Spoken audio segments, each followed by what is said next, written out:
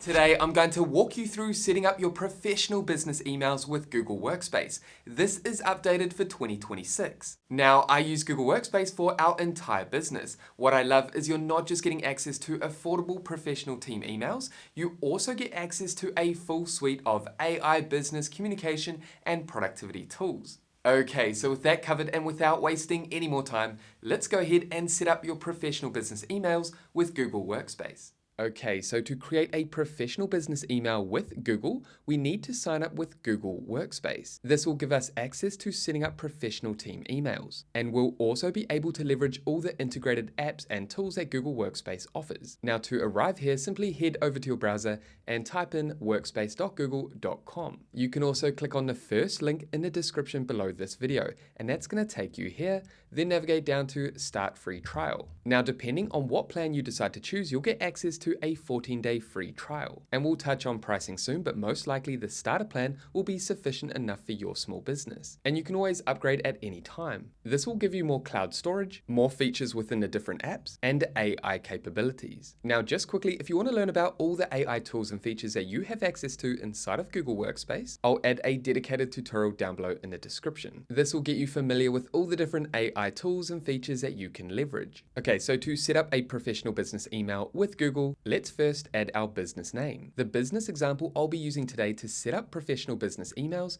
is SpreadSync, which is an online financial spreadsheet syncing app. Once you've added your business name, add the number of employees you have inside your business. Then select your region. Now we first need to set up your admin account. This allows you to manage and control all the different permission levels and access types across your entire Google Workspace organization. For example, you may want to limit specific apps for specific users inside your organization. Okay, so add your details here and hit next. Now, if you currently do not have a domain for your business, this is your website URL, then you can purchase a new custom domain from here. Simply continue with this method and add the business domain you want to purchase. If it's available, you can continue with this process. I'm going to navigate back. Most likely you already have a website, you already own a domain, and you want to connect that domain name to your Google Workspace account and set up your professional team emails with this domain. Again, I already own a domain. I just want to set up my professional business emails. Go ahead and add your domain. This is the domain I want to set up my business emails with. Again, your domain could be anything. For me, my domain is businessname.io.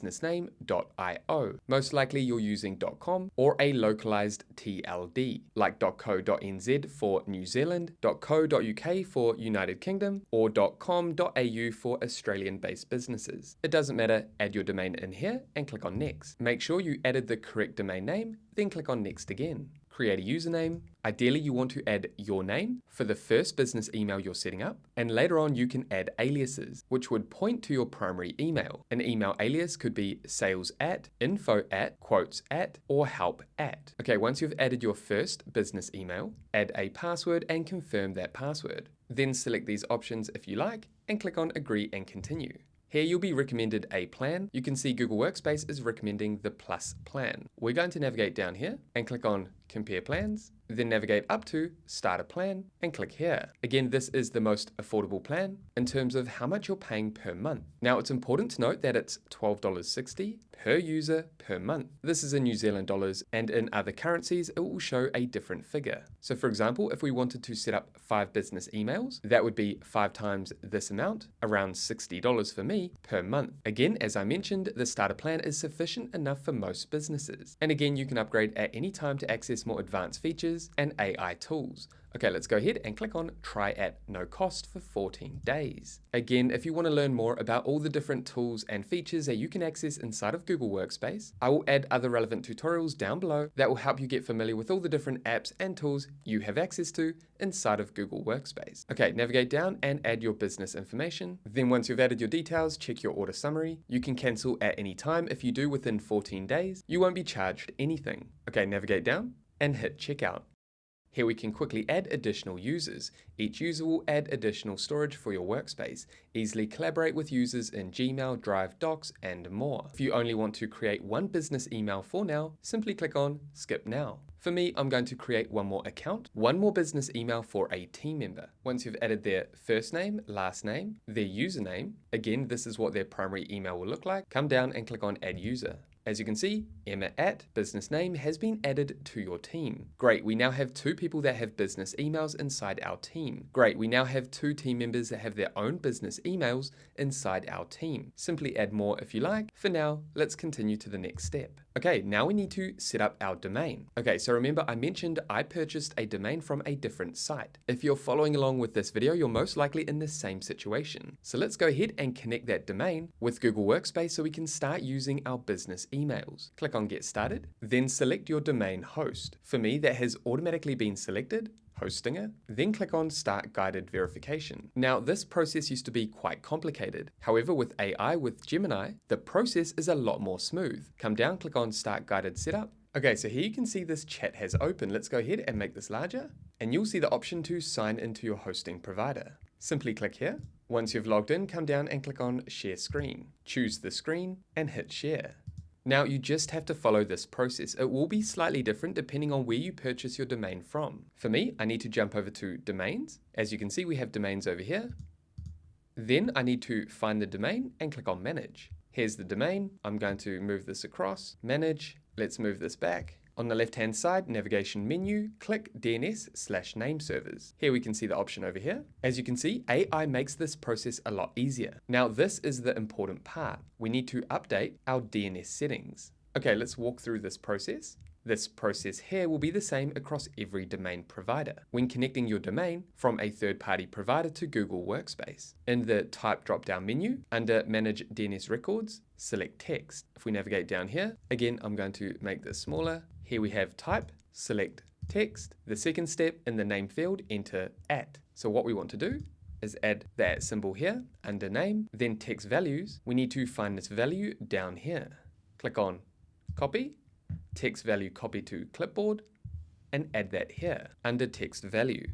Then simply click on Add Record. As you can see, DNS record created successfully. Give Gemini a moment to bring up the next steps. As you can see, great, I see the new text record has been added successfully to your list of DNS records. You can now click the Verify button at the bottom of this chat window to complete the domain verification. Navigate down, click on Verify, and start verification check. Now this can take up to 5 minutes. As you can see, that only took a few seconds. Our domain is now verified. Click on Continue, and activate Gmail.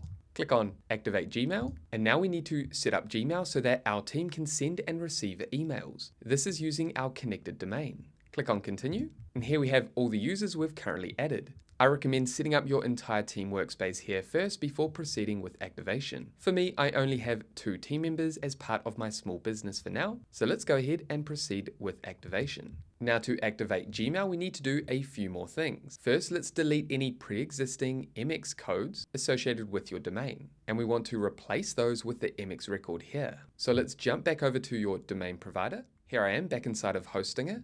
And you can see I currently have 0 MX records. I only have a CNAME, text, and A. If you have an MX record down here under your DNS settings, make sure to delete that now. Okay, let's jump back over to the Gmail activation interface. Then we want to go ahead and add these details. Jump back over to your domain provider, navigate up to Type, locate MX, leave name as nothing, and then mail server. Copy this code and add that in here. Then priority, simply add 1. And for TTL, leave that as it is and click on Add Record. Now, if you get an error here, you may need to add the @ symbol. Then try again, click on Add Record, and as you can see, DNS record created successfully. Let's jump back over to the Google interface, then navigate down, click here to confirm that you have updated the code on your domain host and click on Confirm. Again, this could take a few minutes, so be patient, and then I'll meet you back here. And just like that, your business email, your Gmail, is now activated. You can see we verified our domain. You're all set and ready to use Google Workspace apps. Then Gmail is now ready. Your emails will now be directed to Gmail, which may take up to 24 hours. It is recommended to monitor both your old email service and Gmail for new emails during this period. You can add more accounts and email aliases for everyone on your team. Now, one more thing we want to do is authenticate our Gmail. We want to authenticate outgoing emails. This is to ensure that your emails reach the inbox and not in the spam folder. This means when you send an email, you don't want it to arrive in their spam folder. You want it to arrive in their primary email inbox. To do that, let's go ahead and authenticate.